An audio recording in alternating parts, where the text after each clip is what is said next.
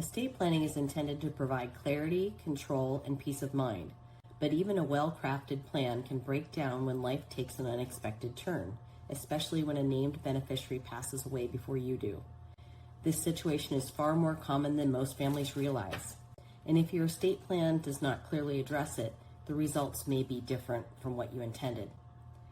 Assets can end up in the wrong hands, be distributed outright when protections are needed, or even wind up in probate, creating delays, unnecessary costs, and added stress to your loved ones. So what actually happens when a beneficiary predeceases you? The answer depends on several factors, including whether the asset is controlled by a will or a trust, the specific language used in your documents, and how California law applies in the absence of clear instructions. Many estate plans rely on terms such as per stirpes or per capita to determine how assets are distributed if a beneficiary dies first. Per stirpes generally means that a deceased beneficiary's share passes to their children.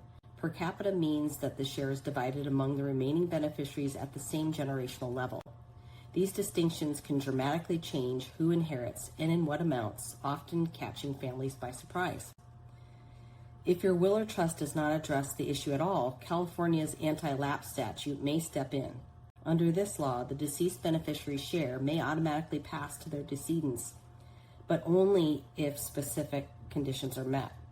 If those conditions are not met, the asset may be redistributed among surviving beneficiaries or even pass among California's intestacy rules. This is where unintended consequences often arise.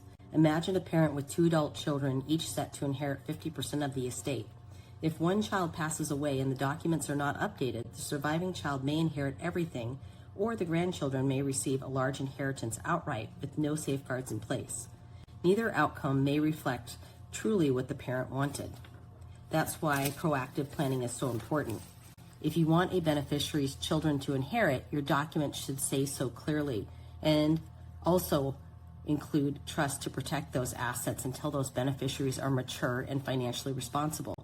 If you prefer the share to go back into the estate and be divided among the surviving beneficiaries, that must be explicitly stated in the documents. And backup or contingent beneficiaries should be reviewed regularly to ensure that they are still appropriate. Estate plans should be reviewed every few years and whenever there is a major life change such as a birth, a death, marriage, or divorce. With thoughtful drafting and regular updates, your estate plan can remain effective, flexible, and aligned with your wishes, no matter what life brings. If your estate plan hasn't been reviewed in years, now is the time to take a closer look with an experienced estate planning attorney.